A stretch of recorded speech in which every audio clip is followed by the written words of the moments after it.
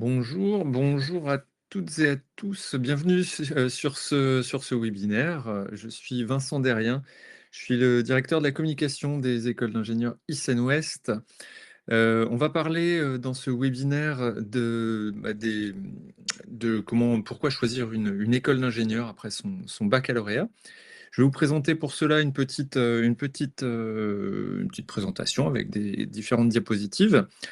Et il y a un chat sur la droite de votre écran, normalement, ou quelque part dans l'interface, qui va vous permettre de poser des questions. J'y répondrai par oral, comme ça tout le monde pourra avoir la réponse à la question qui est posée. Il y a également un replay qui sera mis à votre disposition à la fin du webinaire. Voilà, donc je vais juste charger la présentation et ensuite on va pouvoir commencer. Donc voilà, pourquoi choisir une école d'ingénieur? Aujourd'hui, je pense que vous êtes, une majorité, ici à passer votre bac, soit, en fin d'année, soit peut-être l'année prochaine si vous êtes en 1re. Une école d'ingénieur, c'est la forme, évidemment des ingénieurs. On est, sur une définition de l'ingénieur avant toute chose. Pour moi, un ingénieur, alors contre toute attente, c'est pas, un métier, c'est un diplôme. Et pourquoi je dis que c'est pas un métier? Parce qu'en fait, le métier, si on peut dire, d'ingénieur, c'est un métier qui est, extrêmement varié, très protéiforme. On a, une variété de missions qui sont associées à la fonction d'ingénieur. On a des ingénieurs qui sont dans l'aspect technique des choses, et on a d'autres ingénieurs qui sont plutôt sur de la gestion de projet, voire de la direction d'équipe, et cetera. Donc, on a un panel, un éventail de métiers qui se cachent derrière le fameux diplôme d'ingénieur.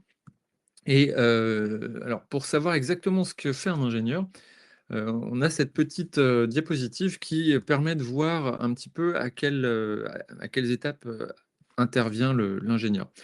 Un ingénieur va intervenir, évidemment en conception. On a l'habitude de dire qu'un ingénieur, c'est quelqu'un qui, apporte une réponse technique et scientifique à un problème posé.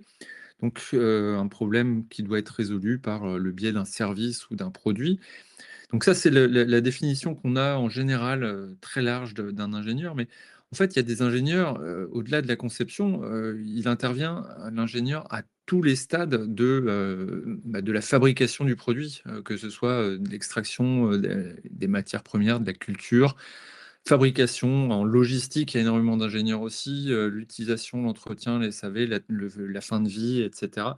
Tout ça, c'est une chaîne de produits, en fait, la chaîne, c'est le cycle de vie d'un produit, et on a des ingénieurs à chaque étape pour gérer ces fameuses étapes de la vie d'un produit ou d'un service.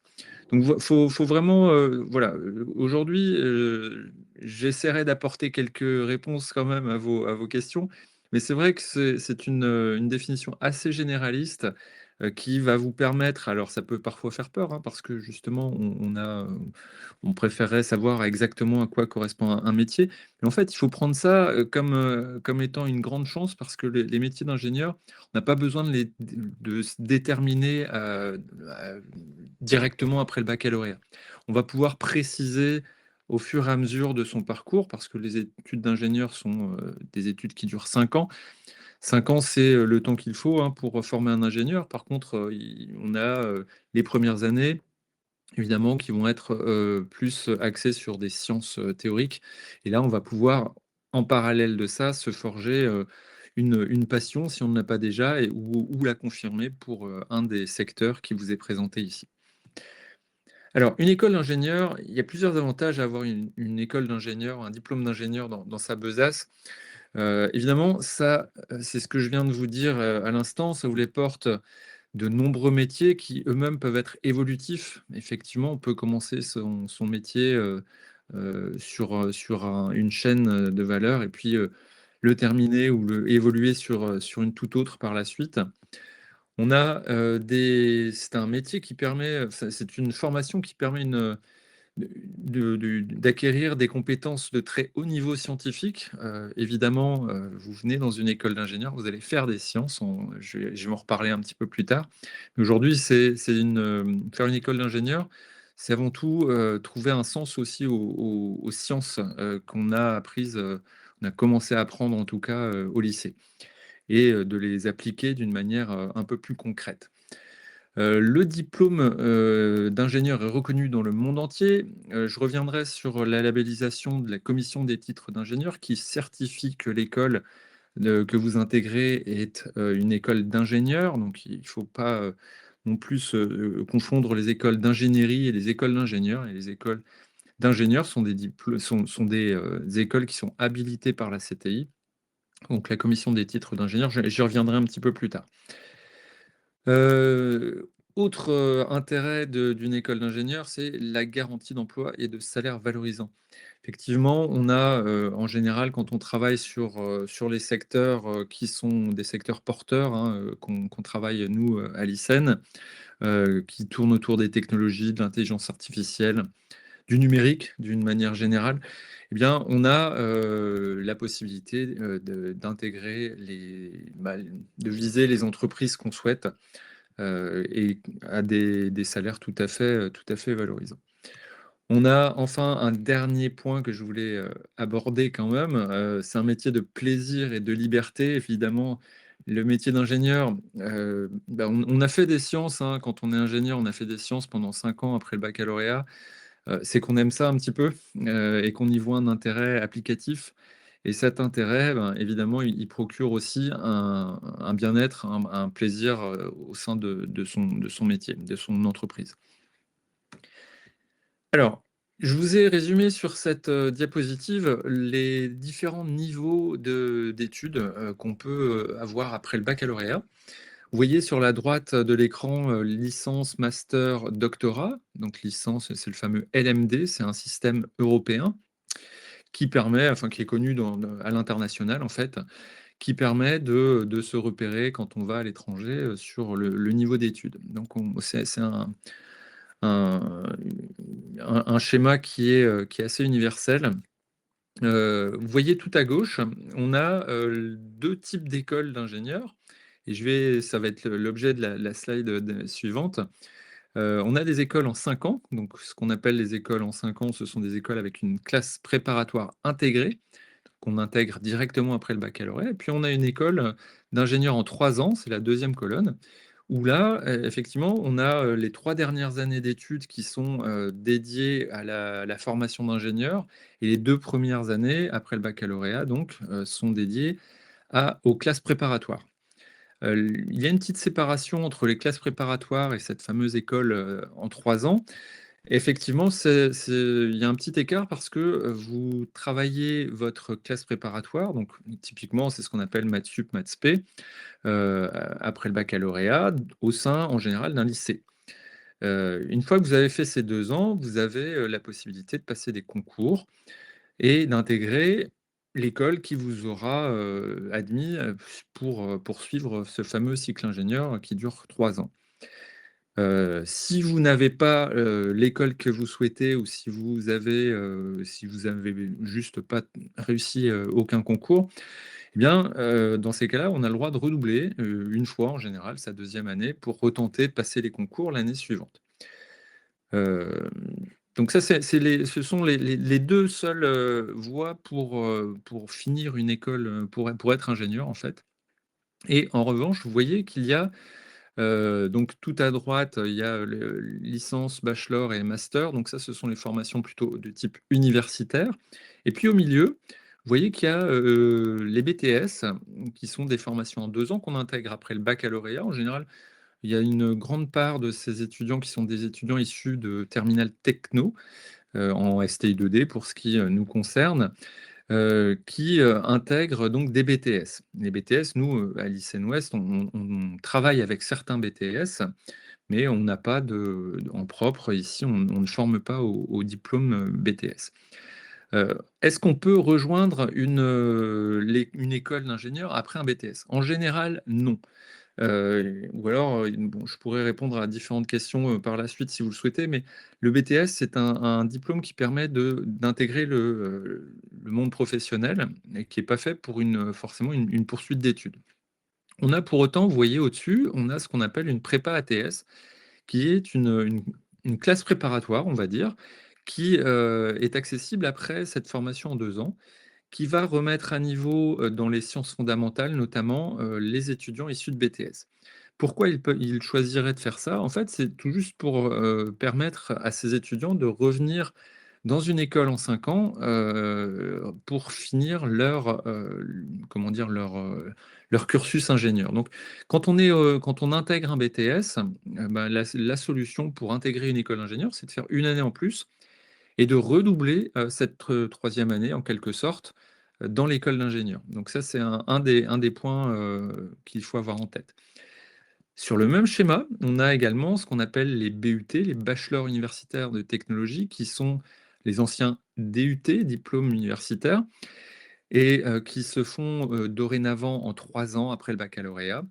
Et la commission des titres d'ingénieur nous dit, vous pouvez intégrer en tant qu'école d'ingénieur, vous pouvez intégrer des élèves issus de BUT, mais ces élèves-là, il va falloir qu'ils reviennent en début de cycle ingénieur. Donc il va falloir que les étudiants qui ont fait 3 ans de BUT, qui ont obtenu leur BUT, reviennent en école d'ingénieur, en début de 3e année. Donc là, il y a aussi un système qui fait «perdre» entre guillemets, 1 an à l'étudiant dans son parcours. Il sera ingénieur en 6 ans au lieu des 5 ans, heu, qu'on peut proposer après le baccalauréat. Voilà, donc c'est un schéma que j'ai essayé de décrire très rapidement. S'il y a des questions, n'hésitez pas dans le chat à me les poser.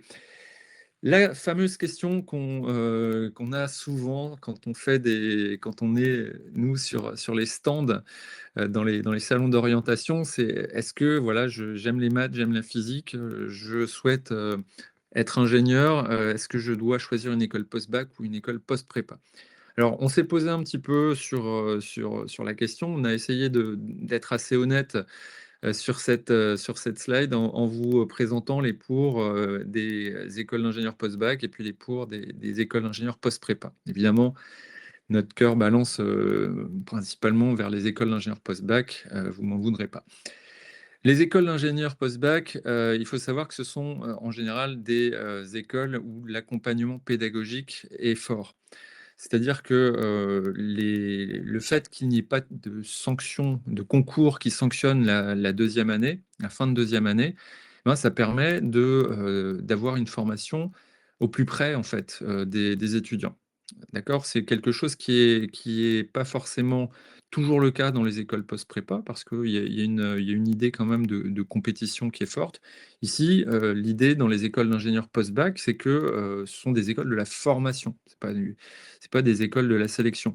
On est là pour former des étudiants et les amener à bac+5, avec toute l'équipe, pédagogique et avec leurs camarades de classe. Donc ça, c'est vraiment important pour nous.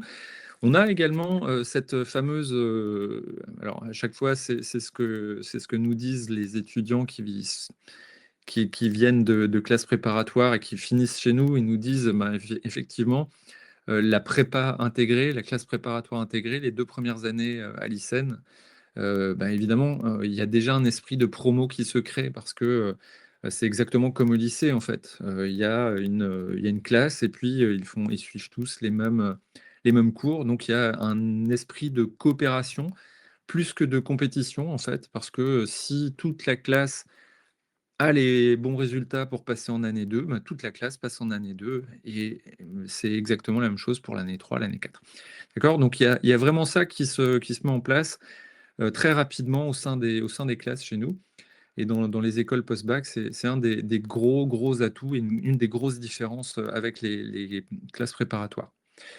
Le contrôle continu est valorisé, effectivement, c'est, le moyen de noter les élèves, pour qu'ils puissent arriver à l'année suivante. Donc, on a un contrôle continu, on n'a pas de concours, encore une fois. La vie étudiante est riche et intégrée dès la première année. Alors là, bon, j'abuse un petit peu en disant que c'est la première année. En général, la première année, on découvre un peu l'enseignement supérieur.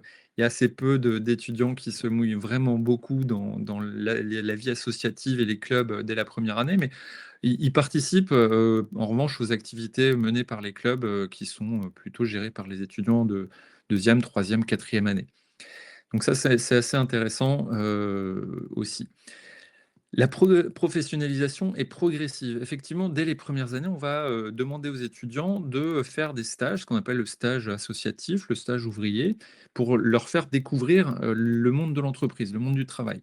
Donc ça, ce sont des choses qui sont importantes et qui vont crescendo en fait tout au long du cursus pour finir évidemment en cinquième année sur des missions d'ingénieur débutant, hein. On est donc sur des choses très progressives, mais qui est présente dès la première année. On a également une ouverture internationale lors de la deuxième année qui est possible, donc on la propose en option. Évidemment, ça c'est quelque chose qui est inenvisageable quand on est en classe préparatoire, de partir en deuxième année, parce que c'est à ce moment-là qu'on est dans la dernière ligne droite pour préparer les concours. Donc c'est aussi un des intérêts qu'on peut trouver. La formation est moins scolaire et plus concrète et plus appliquée qu'en classe préparatoire. Évidemment, ici, on est sur des choses qui doivent, je dirais, servir d'être de la science appliquée également. Donc on fait beaucoup de sciences théoriques, hein, et évidemment, on fait des maths et de la physique, mais on a tout autour, quelque chose de plus concret, y compris, dans les matières, de la formation humaine. En français, par exemple, les textes sont peut-être un peu plus travaillés, en profondeur parce qu'on n'a pas cet ultimatum d'avoir vu un nombre important de textes en fin de deuxième année. Donc voilà, ce sont des ajustements qu'on a sur les premières années.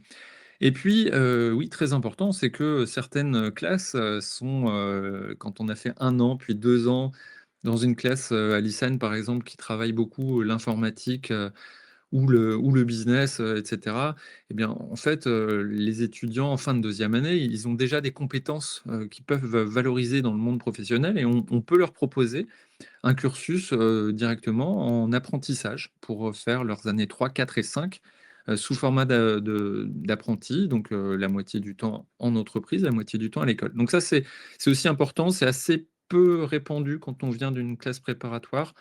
Parce que justement, lors de 2 ans, on a surtout travaillé les sciences théoriques qui intéressent un peu moins les aspects professionnels, en fait, des entreprises. Alors, les écoles d'ingénieurs post-prépa. Alors, le premier point, il est évident. Si vous voulez rentrer dans le top 10 des écoles d'ingénieurs en France, Polytechnique, Télécom Paris, et cetera, bah, évidemment, il n'y a pas le choix. Vous devez rentrer via un concours qui se passe après votre classe préparatoire. Le niveau évidemment est très élevé, mais c'est le seul moyen. Donc si vous avez des velléités sur ce type d'établissement, effectivement, vous n'avez pas le choix. Vous devez passer le concours après votre maths P. Euh, Évidemment, ça exige une forte motivation et une endurance académique. Je compare ça souvent aux études de médecine. À cela près, que, les études de médecine, la classe préparatoire, on va dire, de médecine dure une année et que, celle-ci, en CPGE, en classe préparatoire aux grandes écoles, eh ben, ça dure 2 ans. Donc il faut de l'endurance, c'est un marathon et il faut rester motivé. Il faut avoir aussi alors c'est le point qui est un peu plus loin, mais faut être à l'aise avec la compétition, qui va faire que, ben, votre copain de classe va être, un peu bah, votre concurrent, sur le concours parce qu'il peut vous prendre la place que vous souhaitez, dans l'école que vous souhaitez, 2 ans plus tard. Donc il y a ça, faut être à l'aise avec ça, voilà, c'est pas insurmontable, loin de là, mais faut avoir ça en tête quand vous commencez vos études en classe préparatoire aux grandes écoles.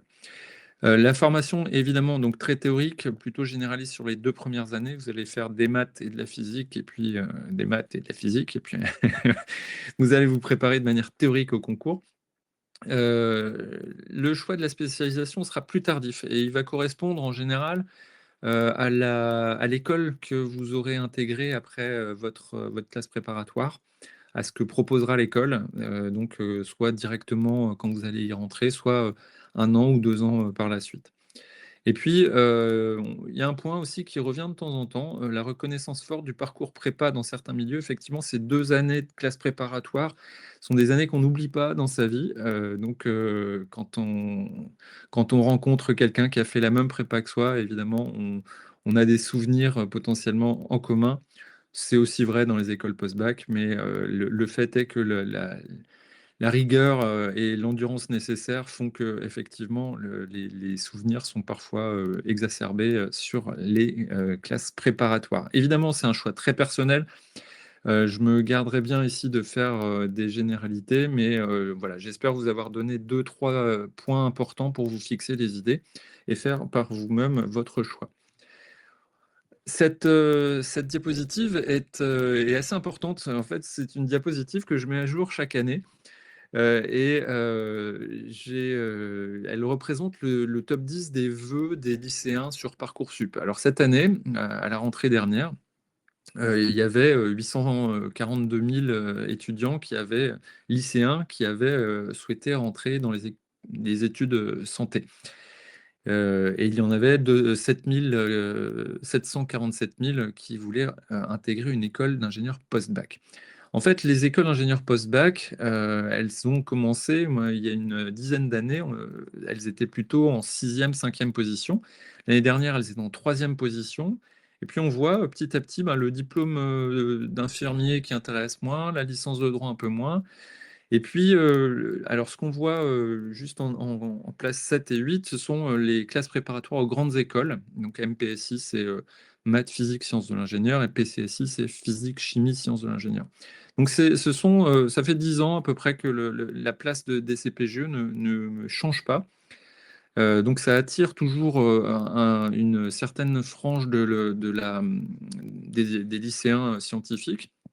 En revanche, les écoles d'ingénieurs, post-bac, elles grappillent des places, parce que je pense que l'idée, qu'il y a derrière les écoles d'ingénieurs depuis une quinzaine d'années, l'image des écoles d'ingénieurs a changé.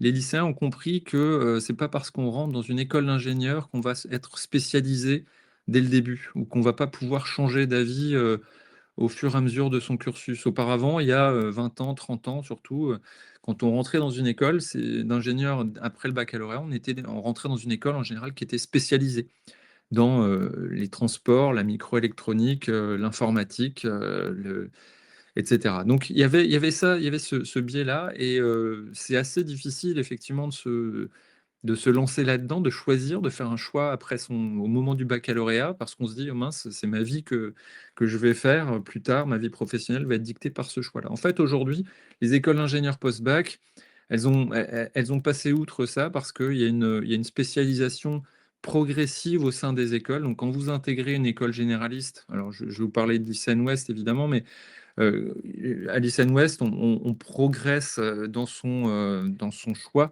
au fur et à mesure des années. On y reviendra un petit peu plus tard.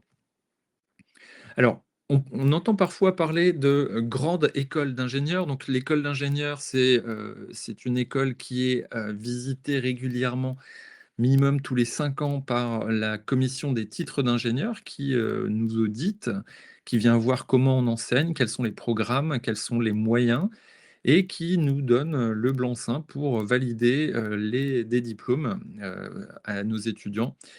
Et ça, donc, c'est quelque chose qui est assez rigoureux. C'est peu de le dire, qui est très rigoureux, et qui est très suivi donc par justement les familles qui cherchent à intégrer une école d'ingénieur.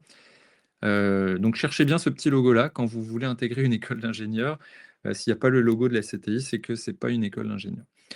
Le logo, de la conférence des grandes écoles, effectivement, donc ça, c'est, à chacun de voir, à chaque école de voir s'il veut adhérer à la conférence des grandes écoles qui, garantit un niveau de qualité des études, commun, en fait. Il n'y a pas que des écoles d'ingénieurs, qui adhèrent à la conférence des grandes écoles. Donc voilà, ce sont plutôt, plutôt un label qui garantit la qualité derrière. Alors il y a différents statuts d'école d'ingénieur, ça c'est quelque chose, auquel je suis, alors j'espère, que je vais le faire assez rapidement, mais il faut savoir que l'enseignement supérieur en France est constitué de 75 d'établissements publics. Donc il y a 75 des étudiants qui vont dans des établissements publics au sortir de leur bac. Et à côté de ça, les 25 autres d'établissements sont des établissements privés. Alors il y a tout à droite ici le privé à but lucratif qui ont des actionnaires qui sont des entreprises de formation qui délivrent voilà, des diplômes mais qui ont un but justement un but lucratif. Euh, l'autre partie, donc il y a, parmi ces 25 d'établissements privés, il y a 25 c'est, je crois, une soixantaine, une bonne soixantaine d'établissements en France qui sont ce qu'on appelle du privé à but non lucratif, comme l'ICEN Ouest. Et c'est un statut qui est assez peu connu, c'est pour ça que j'insiste sur ça. C'est que le label ESPIG, établissement d'enseignement supérieur privé d'intérêt général, est un label qui est décerné qui est délivré par l'État qui nous permet de faire, qui nous certifie, qui nous identifie comme étant d'intérêt général, donc assurant une mission de service public. Donc ça, c'est quelque chose d'important à avoir en tête. Dans les ESPIG, il y a pas d'actionnaire à qui faire plaisir. Alors, je vais vous décrire comment se passent les études à l'ICEN Ouest pour que vous ayez un bon, comment dire, pour illustrer un petit peu ce que je viens de vous dire d'une manière générale. Alors, l'ICEN Ouest, c'est avant tout des campus. Alors, on va s'intéresser principalement à l'ouest de la France, donc on va laisser de côté ICEN Lille, ICEN Marseille et Toulon, et on va se concentrer sur Brest, Nantes et Caen, que vous voyez en rouge ici. Pourquoi ils sont en rouge? Parce qu'on a justement les 5 années d'études sur ces 3 campus-là, et sur les ICEN Rennes et ICEN Paris, on a uniquement les 2 premières années, donc la classe préparatoire intégrée, qui permet aux étudiants, aux familles, les Rennais, les Parisiens, de commencer leurs études près de leur domicile familial et ensuite de rejoindre l'un des campus indiqués en rouge sur la carte ici. Alors, il faut savoir que l'ICEN, en tout en France, forme 3200 étudiants, diplôme 600 diplômés par an, pardon, et il y a un réseau surtout d'alumni de 13 000 alumni partout en France et à l'international. Donc ça, c'est aussi quelque chose de très important. Je vous parlais, là, je vous ai mis comment dire, les bâtiments. C'est pas pour vous dire qu'ils sont beaux et magnifiques, c'est pour vous parler du fait qu'on a un lien très fort. Alors évidemment, on a le label ESPIG, qui est un label délivré par l'État. Pour autant, on reste une association, donc un organisme privé. Mais donc, on n'a pas de subvention plus que de raison de la part de l'État. Donc, on travaille souvent avec les collectivités pour notamment l'immobilier. Donc c'est le cas à Brest et surtout à Caen, pardon, où on a la région Normandie qui construit un bâtiment dans lequel les étudiants de Caen devront rentrer l'année prochaine. Donc là, si vous êtes de Caen, vous pouvez voir les grues actuellement. Le bâtiment est bien avancé. Il sera livré pour la rentrée prochaine. Je vous ai remis ici tous les logos pour faire un petit topo. Évidemment, je ne vous ai pas parlé du logo Erasmus+, bon, qui permet d'assurer le fait qu'on a des échanges avec différents pays. On a également le logo SHN, qui est une habilitation à accueillir des sportifs de haut niveau, donc des sportifs soit qui sont issus des listes du ministère, donc qui travaillent sur des compétitions internationales aux Jeux olympiques, etc. Mais on a également une sous-catégorie SHN qui est propre à l'ICEN Ouest, qui est une formule club pour les athlètes qui auraient un niveau plutôt national ou régional. Donc ça, c'est quelque chose d'assez important. On a 2 athlètes hein, de très haut niveau, au moins 2. On a aussi en taekwondo, on a eu un champion. On a eu deux médaillés olympiques en la personne de Valentin Madouas et puis de Aloïse Retornaz. Donc Valentin en cyclisme et Aloïse en dériveur. Alors, une slide qui est très importante. On a aujourd'hui un socle de formation à l'ICEN. Ce socle de formation, c'est ce sont les sciences, les technologies et l'intelligence artificielle. Aujourd'hui, l'ICEN, il y a encore 20 ans de ça, on avait 30 ans de ça même, quand, l'ICEN, s'est implanté plutôt dans l'Ouest, on était une école de microélectronique. Et coup de chance, la microélectronique aujourd'hui, 2025, elle est partout. Il y a pas, un objet qui n'a pas une puce, à proximité, ou qui a été conçu de manière électronique. Donc on a forcément de l'électronique partout. Et nous, on en a profité, pour élargir notre vision de ce qu'on faisait. Donc on avait ces compétences expertes dans le domaine de l'électronique et la microélectronique. Et on a adjoint à ces compétences, à cette formation, des modules complémentaires petit à petit, pour pouvoir donner justement une vision beaucoup plus large, et applicative des technologies. Concrètement, quand on vient travailler dans le secteur de la santé, bah, il va falloir qu'on puisse comprendre le médecin, comprendre la biologie, comprendre les besoins qu'on a au sein d'un CHU, les besoins qu'on a au sein d'une entreprise de biotech. Et ces données-là sont des données biologiques, médicales, anatomiques, etc. Donc, les étudiants qu'on forme, qui souhaitent intégrer, les technologies de santé, bah, évidemment, on va les former non seulement à tout ce qui est traitement des données, électronique, et puis, et toutes les matières scientifiques, traitement du signal, et cetera. Mais on va également les former à toute la partie, plutôt biologie, anatomie, et cetera. Donc ça, c'est juste un exemple parmi d'autres, mais c'est valable pour tous les secteurs que vous voyez sur le petit soleil que j'ai là. Agriculture, environnement, management, énergie aussi, évidemment, l'électronique de puissance. Et puis, voilà. Donc, on a bien cette idée de ne plus être une école d'informatique, d'électronique, etc. En revanche, on renie en rien cet ADN, au contraire. Et on a eu juste cette chance, on va dire, d'être dans un secteur qui aujourd'hui est un secteur qui a irrigué tous les secteurs de la société.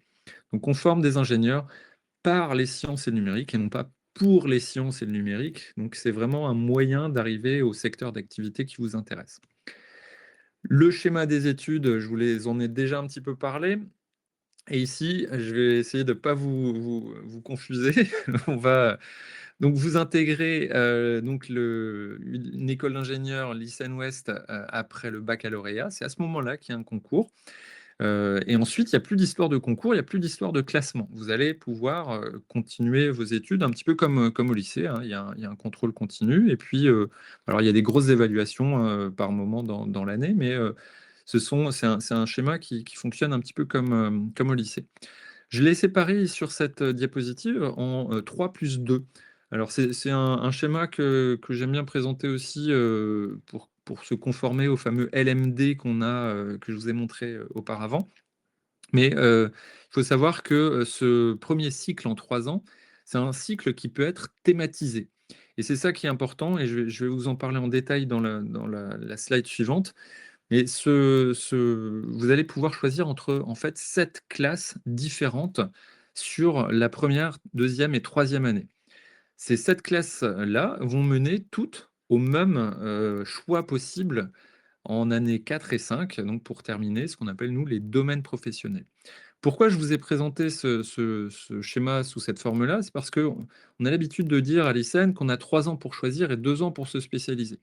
3 ans pour choisir, c'est 3 ans pour, en fait, quand on rentre après le bac, on sait qu'on aime, les sciences, on a peut-être une idée, d'une matière, je sais pas, je dis n'importe quoi, j'ai fait, de l'informatique, ben, j'aime bien, OK, j'aime bien les maths, j'aime bien la physique, mais j'aime bien, l'informatique également. Bien, en fait, à l'ICEN, on va pouvoir vous proposer, un cycle qui, comme une option, une super option, vous allez voir pourquoi je dis ça comme ça, qui vous fait travailler l'informatique dès la première année. Et pareil pour 7 autres, matières, que je vais détailler plus tard.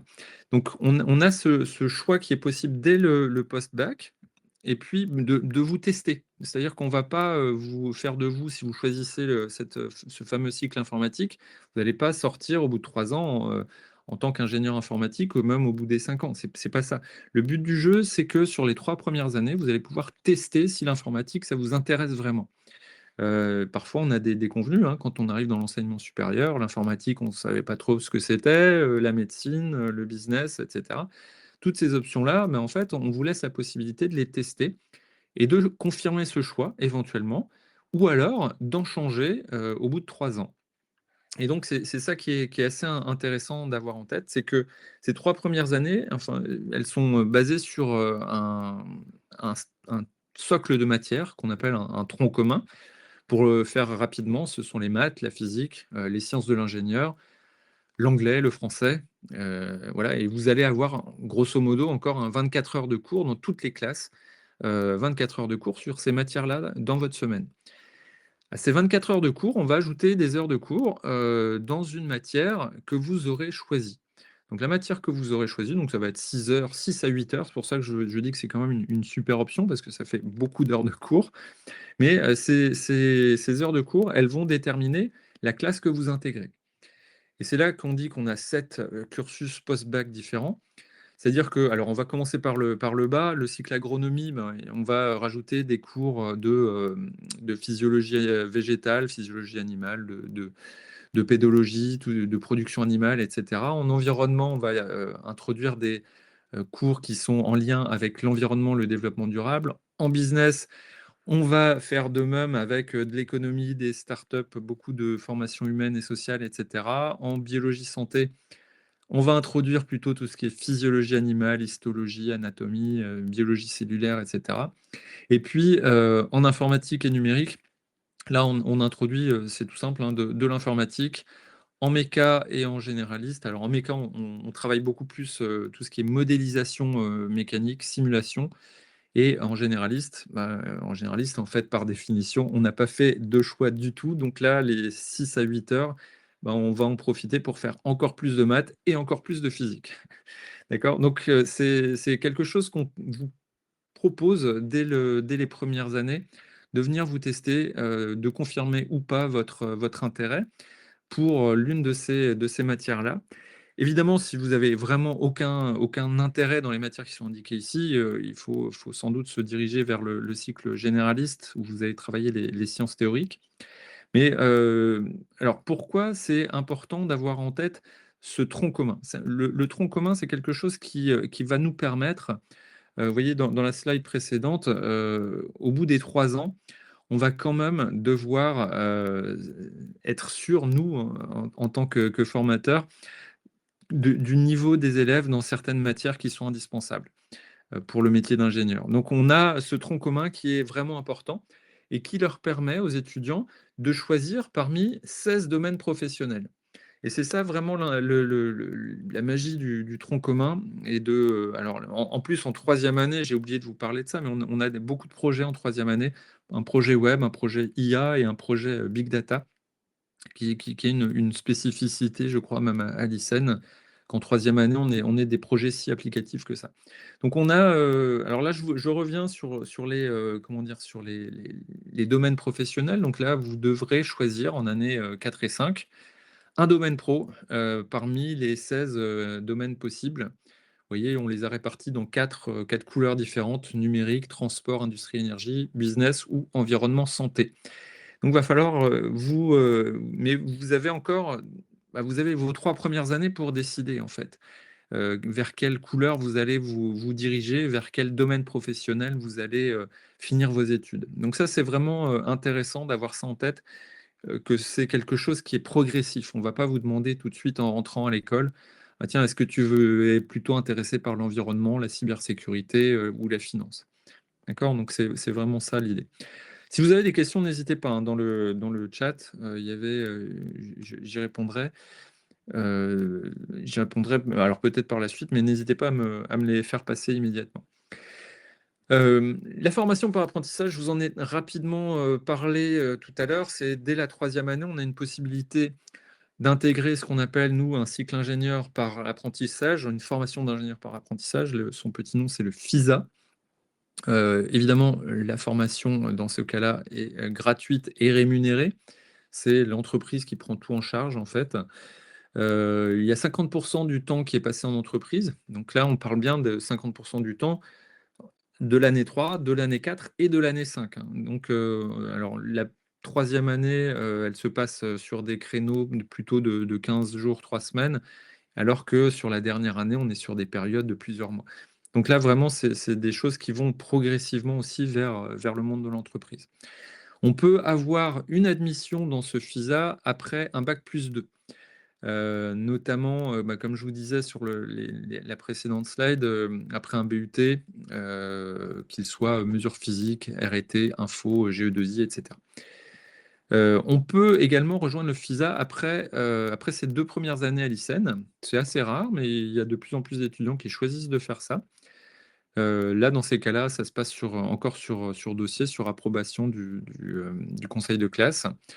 Et puis, on a ce qu'on appelle, nous, alors en général, les profils qui sont issus de bac technologique, les STI2D, on a des partenariats avec certains BTS on adjoint en fait à la formation de BTS des heures de cours complémentaires qui assurent un certain niveau théorique de sciences théoriques aux étudiants de BTS, ce qui leur permet de revenir ensuite postuler à la formation par apprentissage à l'ICEN Ouest. Donc ça, on peut en parler si vous avez des questions à ce sujet-là. C'est en général pour des profils très particuliers de bac techno, intéressés par les BTS. Si on choisit de ne pas faire d'apprentissage en année 3, 4, 5, eh bien, on a en revanche la majorité de nos étudiants qui alternent en dernière année. C'est un autre type de contrat, c'est un contrat de professionnalisation qu'on appelle ça. L'intérêt, il est identique à celui de l'apprentissage, hein, pour les familles, pour les étudiants, c'est qu'il y a beaucoup de temps passé en entreprise. La formation est gratuite et rémunérée, évidemment. Et puis, bah, on a quand même, oui, la majorité. Alors, c'est pas obligatoire, hein, évidemment. On a 85 de la promotion cette année qui alternait. C'est une petite année, je crois. D'habitude, c'est un peu plus. Pourquoi est-ce qu'on n'alternerait pas en dernière année? Quand on n'alterne pas, on doit faire un stage qui dure plusieurs mois en dernière année. Donc, la nature du stage, elle peut être la même que celle de l'alternance, donc autant, ne pas payer les frais de scolarité et puis autant être payé. Donc, les étudiants choisissent en général cette voie-là quand ils sont intéressés. Pourquoi ils ne pourraient ne pas être intéressés? En fait, c'est en général quand, ils souhaitent avoir une carrière plutôt à l'international ou quand ils sont sur quelque chose à l'international sur la dernière année.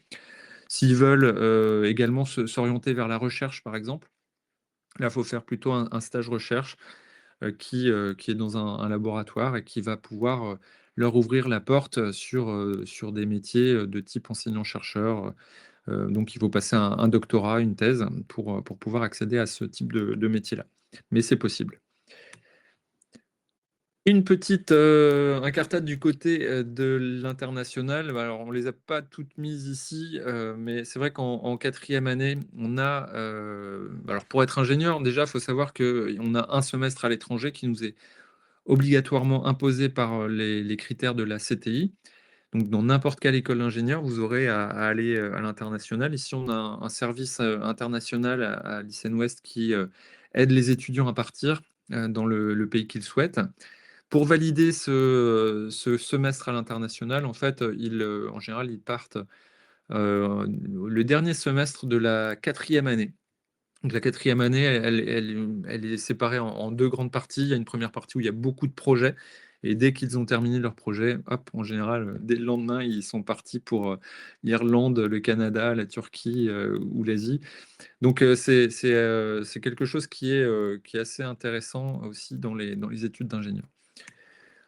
On a, alors je vous indiquais en introduction que ce sont des métiers qui sont assurés quasiment, après le diplôme d'ingénieur, il y a très peu de chômage. Donc dire que c'est une garantie pour l'emploi, ben, j'aurais tendance à dire oui. Après ça dépend de chacun évidemment, il faut savoir, prospecter, avoir envie, d'aller, travailler, et cetera. Mais, en l'occurrence, les chiffres, alors cette année, on a un chiffre un peu moins bon que les autres années, mais il est quand même de 95. d'étudiants qui sont en CDI 6 mois après leur sortie. Donc, ce sont des emplois qui sont en général des emplois de cadre dans les entreprises. Là, on avait aussi le chiffre qui est important, c'est que 70% d'entre eux ont signé un contrat avant l'obtention de leur diplôme. Donc, c'est pour vous dire qu'aujourd'hui, les métiers d'ingénierie sont des métiers en tension, surtout dans les métiers où il y a beaucoup de technologie, où il y a une compétence en numérique qui est demandée. C'est quelque chose qui est assez, qui est assez demandé en fait par tout type d'entreprise, que ce soit les grands groupes ou les startups, les TPE, les PME. Et pourquoi je parle de TPE et PME? C'est que les écoles ICN Ouest sont des écoles où, alors c'est un seul diplôme, hein, c'est le même diplôme que vous soyez, que vous ayez fait votre formation sur le campus de Brest, de Caen ou de Nantes. Mais ce diplôme-là, il permet d'intégrer, enfin, il se déroule sur des campus qui sont plutôt de taille réduite, hein. Sur Brest, on a 800 et quelques étudiants. À Nantes, on va être bientôt aux alentours de 500, et c'est la même chose qu'on vise sur Caen avec le nouveau bâtiment. Donc, ce sont des campus de taille contenue, on va dire. Pourquoi? Alors, il y a un aspect pédagogique, d'une part, mais il y a aussi un aspect qu'on souhaite être proche des territoires, proche du monde professionnel en région. Et ça, c'est une grande fierté de l'école d'avoir 86% de ses diplômés qui travaillent ce qu'on appelle en région. Donc cette fameuse appellation, en fait, on forme des étudiants pour les territoires sur lesquels ils ont été formés.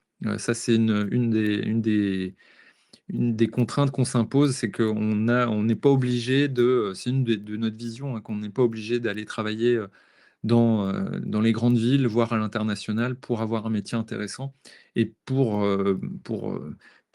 donner ses compétences à la nation, on va dire. D'accord? Donc on a, le corollaire de ça, les 86% en région, c'est qu'effectivement, en région, on est un peu moins bien payé qu'à Paris, on va dire, ou encore qu'à New York ou à San Francisco. Mais donc le salaire, alors tous ces chiffres-là, donc ils sont issus d'une enquête indépendante, hein, faite par la CGE. Donc le salaire aujourd'hui, ben, il est de 40 000 €. Ça varie un peu chaque année. Donc voilà. Je vous ai mis quelques grandes photos des différents campus. N'hésitez pas à poser vos questions, hein, si on n'a pas, ce serait dommage. Ça voudrait dire que j'étais extrêmement clair, ce dont je doute. Le campus de Caen ici, qui est bientôt, enfin, qui est sorti de terre et qui sera voilà, tout beau, tout propre à la rentrée. En plein centre-ville de Caen, sur la presqu'île, évidemment. Ici, vu d'un autre angle, évidemment, avec le tramway qui arrive juste en bas. Le campus de Nantes, alors là, c'est pas une image de synthèse, hein, c'est la vraie photo. Alors depuis, on a des aménagements devant qui ont été faits avec des tables pour manger. Derrière, il y a un parcours sportif, des éléments sportifs, etc. Voilà. Et donc, une vie de club, je vous en ai parlé très rapidement, mais c'est une vie importante au sein de l'école. C'est ça qui fait, comment dire, vivre l'école aussi tous les jours. Donc, il y a forcément un club qui vous attend. Il y a des clubs dans tous les secteurs, que ce soit le sport, le développement durable, les jeux, l'électronique, la tech, le business, enfin voilà, les arts. Il y aura forcément comment dire, un club qui vous attend. La petite photo, je ne sais pas si c'est l'équipage qui a gagné la course croisière EDEC, mais on a un équipage l'année dernière de l'ICN qui a gagné la fameuse course croisière de l'EDEC. Euh, alors, je vais répondre à la question de Nathalie. Bonjour Nathalie. Vous me demandez, au cours des 3 premières années, est-il possible d'essayer plusieurs options et ou d'en changer? C'est une très bonne question. Euh, L'idée des options, des cycles, c'est que ce sont des classes différentes. Donc, quand vous allez aller sur Parcoursup, au moment de Parcoursup, vous allez devoir choisir la classe dans laquelle vous allez rentrer. Donc, vous allez taper, je ne sais pas, école d'ingénieur à Brest, et puis vous allez avoir toutes les formations qui sont dispensées par l'ICN Ouest sur Brest. Là, vous allez devoir choisir si vous allez en informatique, en santé, en généraliste, en mécanique, et cetera. Donc vous allez devoir aller dans cette finesse-là dans Parcoursup. Pourquoi ça? C'est qu'en fait, dans Parcoursup, vous êtes déjà dirigé vers un choix d'une classe. Les classes chez nous, en première année, c'est 24 élèves maximum. 24 élèves parce que les TD se passent en classe de 12. Donc ces 24 élèves-là, ils vont suivre ensemble tout ce dont je vous ai parlé, le tronc commun, plus les matières qui constituent les matières expertes du cycle qu'ils ont intégré. Une fois qu'on a dit ça, il faut bien comprendre qu'il y a 24 places. Si les 24 places sont prises, les transferts d'une classe à l'autre vont être difficiles. Donc ça, c'est la première chose à avoir en tête. Deuxième chose, c'est possible le plus tôt possible au cours de l'année. Pourquoi? Parce que quand vous intégrez par exemple la classe généraliste, eh bien, en fait, les élèves de la classe informatique, eux, ils ont commencé les cours d'informatique. Et si vous vous réveillez 6 mois plus tard en disant oui, mais moi j'aimerais bien faire la classe informatique, ben là, ce ne sera pas possible. Ce ne sera pas possible parce que vous aurez pris trop de retard en informatique.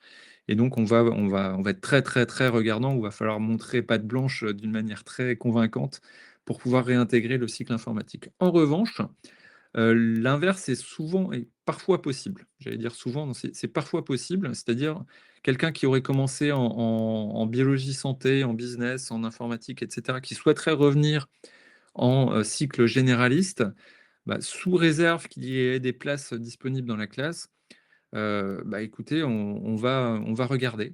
Si vous avez un bon niveau en maths physique, on va peut-être faire en sorte que vous puissiez réintégrer la classe généraliste. Alors, la classe généraliste, par exemple, sur Brest, il y en a 2 en fait. Donc, enfin, elle est un peu plus grande. Donc, ça c'est faisable. Donc, avoir ça en tête, les classes ont un effectif limité qu'on ne peut pas faire varier tant que ça. Du généraliste à un cycle expert, c'est difficile. En revanche, dans l'autre sens, pourquoi pas, mais il faut se réveiller assez tôt dans l'année. Ah, donc j'espère que bon, j'ai bien répondu à votre question, Nathalie. Alors je reprends le fil de ma présentation. On arrive sur la fin de toute façon, donc n'hésitez pas à me ressolliciter pour les questions. Heu, Comment intégrer l'ICEN? Donc j'ai commencé à en parler. Faut avoir son bac. En général, c'est des bacs généraux qui s'inscrivent chez nous, mais pourquoi pas des bacs technologiques. Le bac techno, les STI 2D peuvent postuler uniquement au cycle informatique et numérique, tandis que les bacs généraux peuvent postuler à tous les cycles.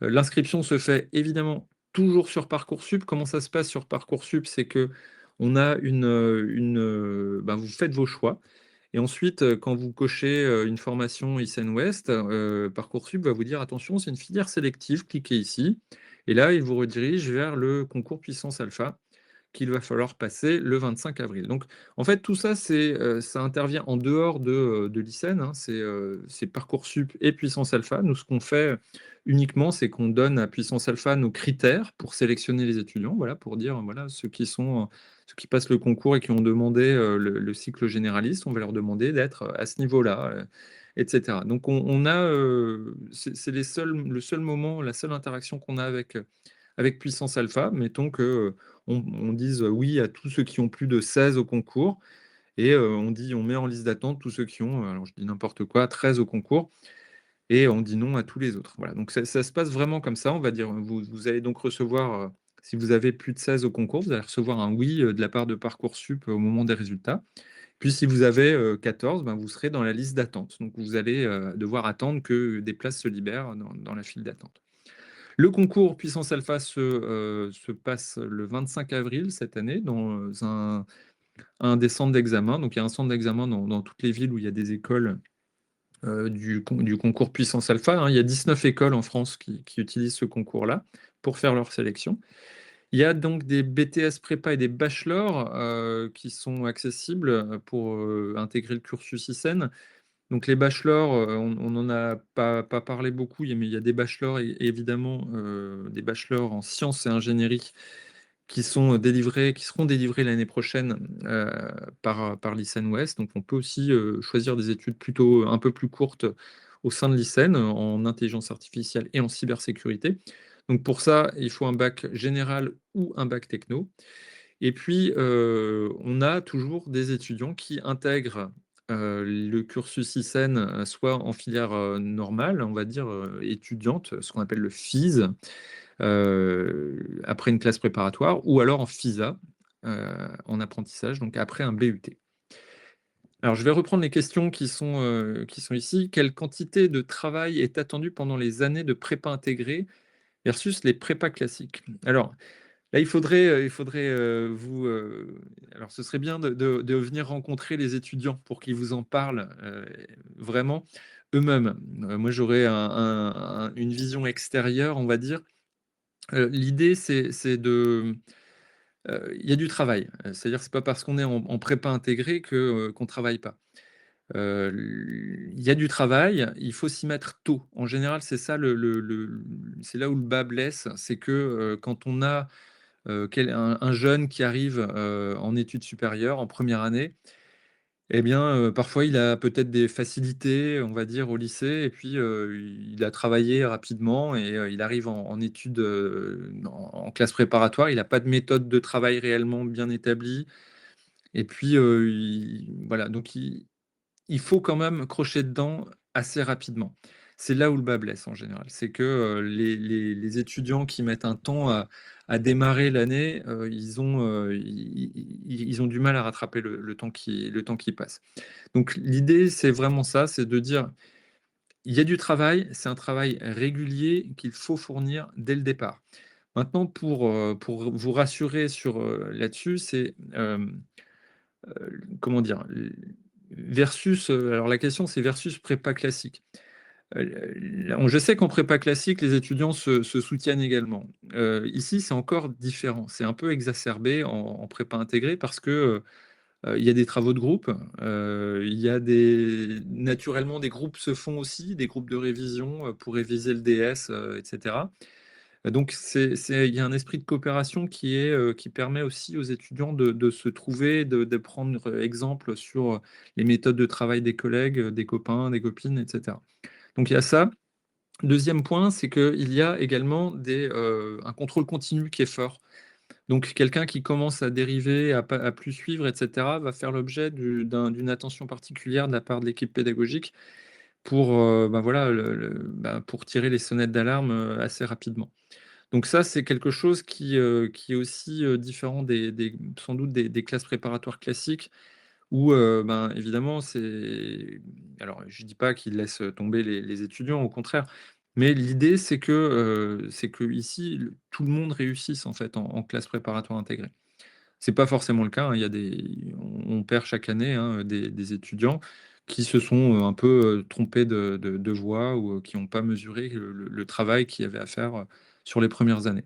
Quand je vous dis qu'on en perd quelques-uns, sur les 1 400 étudiants qu'on a, on en a une cinquantaine qui ont déclaré forfait ou qui ont pas pu passer en fait, à l'année suivante. C'est surtout en année 1 et 2, hein, qu'il y a des échecs dans la formation. Mais il y en a très peu. Thibaut, j'ai vu que vous faisiez des JPO, mais j'ai pas réussi à m'inscrire. Est-ce que je viens juste, le jour dit? Alors, Thibaut, vous pouvez venir le jour dit. Il y a des portes ouvertes. J'avais ma slide ici. On va mettre les inscriptions en ligne possible, la semaine prochaine ou peut-être fin de cette semaine. Donc, l'idée, c'est que évidemment, il vaut mieux s'inscrire au préalable. Ça permet de nous organiser sur, les différentes, conférences, démonstrations, et cetera, à mettre en place. Voilà, savoir si vous êtes, 1000 ou si vous êtes 30 à venir, c'est pas pareil.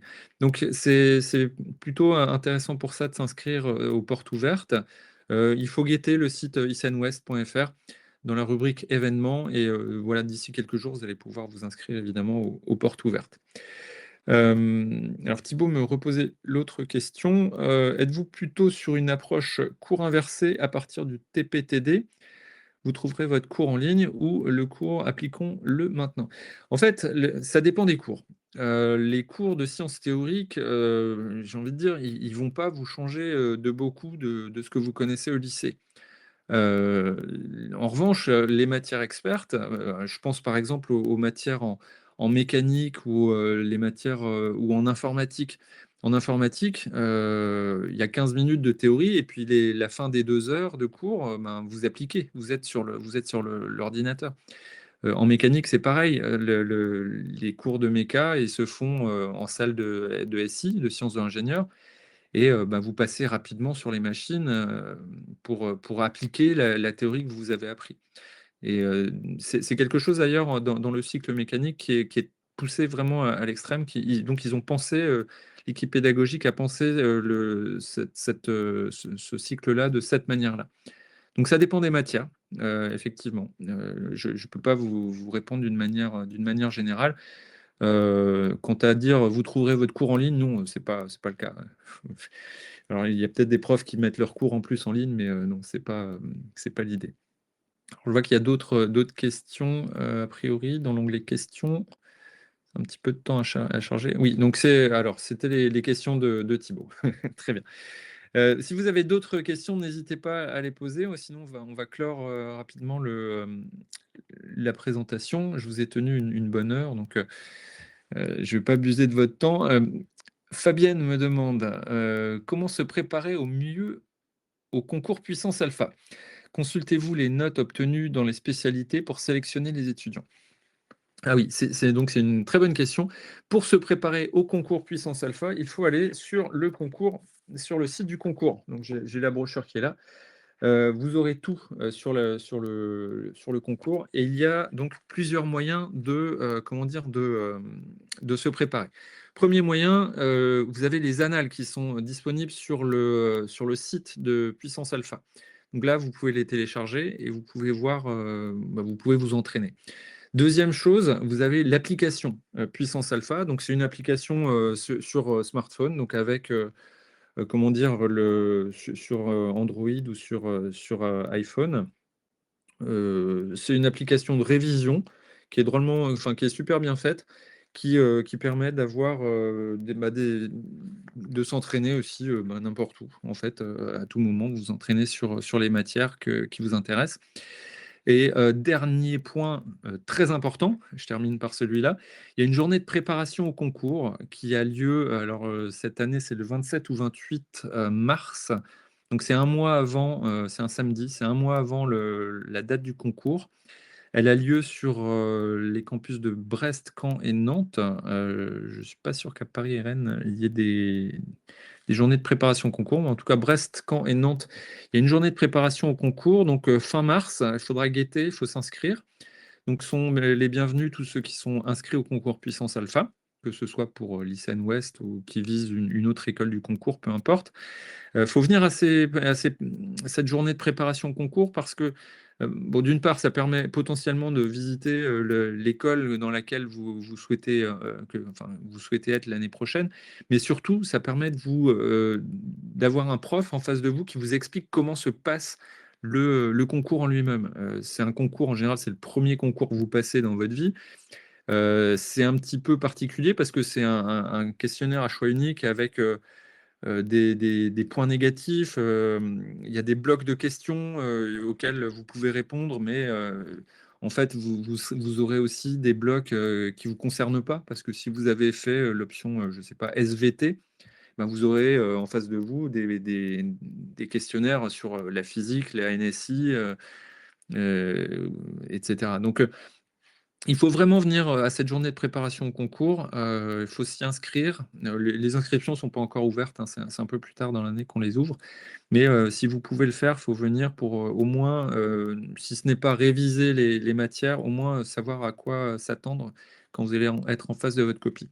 Sinon, le concours en lui-même, c'est un concours qui se base sur le programme de terminale en sciences. Donc, il y a une épreuve de maths, une épreuve de sciences. Donc, si vous avez pris l'aspect physique, vous allez faire les questions de physique, NSI ou SVT, pareil. Euh, il y a un concours pour spécifique pour les filières techno. Il y a un concours spécifique pour... alors, non, je ne veux pas vous en parler. En fait, il y a donc ces différents blocs de questions auxquels vous pouvez répondre. La seule matière obligatoire, ce sont les mathématiques. D'accord? Donc, si vous avez fait les spécialités, par exemple physique, SVT, vous aurez de toute façon à répondre aux questions de maths. Donc ça, c'est quelque chose qu'il faut avoir en tête. Donc il faut mieux avoir au moins les maths complémentaires si vous avez d'autres sciences dans votre bagage en terminale. Voilà, donc j'espère que j'ai bien répondu. Alors, sur la consultation des notes, consultez-vous les notes obtenues dans les spécialités pour sélectionner les étudiants? Oui, le concours pour les bacs généraux, il se base sur deux choses. Première chose, 50% de la note du concours, c'est la note qu'on attribue au dossier scolaire. D'accord? Donc cette note-là, elle est constituée par l'équipe du concours Puissance Alpha qui aspire les notes, les bulletins scolaires qui sont donnés sur Parcoursup, et l'équipe du concours vous attribue une note. Cette note compte pour la moitié de votre note globale au concours. On ne va pas se cacher, les spécialités comptent pour beaucoup, ne serait-ce que par les coefficients. Et l'autre moitié de la note, c'est les épreuves écrites, tout simplement. D'accord? Donc si vous avez un excellent dossier, eh bien, vous partez avec une longueur d'avance aux épreuves écrites. Et à l'inverse, si vous avez un dossier un petit peu limite, il va falloir cravacher, mais rien n'est perdu parce que la moitié de la note va vous permettre de rattraper ces points-là. D'accord? Donc, voilà ce qu'il y a à savoir sur les spécialités. Merci pour toutes les informations. Est-ce que le concours est gratuit? Alors non, le concours n'est pas gratuit. J'ai bien fait d'avoir la brochure ici. Non, le concours n'est pas gratuit. Je ne trouve pas. C'est de l'ordre de 130 ou 150 euros, si je ne m'abuse. En général, c'est ça. Mais je ne trouve pas l'info, malheureusement. Eh ben, je suis sec cette année. En général, voilà, vous aurez de toute façon, vous aurez l'information sur le site Puissance Alpha. C'est une information qui est donnée très tôt dans l'année, donc je ne sais pas pourquoi je ne la trouve pas. C'est juste moi qui n'arrive pas à lire, sans doute. Mais c'est de l'ordre de 150. Ah non, je vois ici frais de candidature 130 euros pour autant de formations qu'on souhaite. Donc vous passez une fois le concours, c'est 130 euros. Et 15 euros pour les lycéens boursiers de l'année 25-26. Voilà, donc c'est ça les informations que Parcoursup, que Puissance Alpha nous a fournies cette année. 130 euros ou 15 euros pour les boursiers. Voilà, on arrive à la fin de ce webinaire. Si vous avez une ultime question, je la prends. Sinon, il me reste à vous souhaiter une excellente soirée. Merci de vos questions, très pertinentes. J'espère vous voir aux portes ouvertes. Les portes ouvertes sont indiquées là. Il y aura évidemment des journées d'immersion également. Donc, il faut guetter la rubrique événements, hein, comment dire, du site internet. On va vous mettre ça en ligne normalement. Courant de la semaine prochaine, vous aurez toutes les inscriptions possibles. Si vous êtes de Rennes, sur Rennes également, on a le salon de l'orientation de Rennes le week-end prochain. Auquel cas, on se verra peut-être là-bas. Je vous souhaite donc une bonne soirée. Merci pour votre compagnie. À bientôt. Au revoir.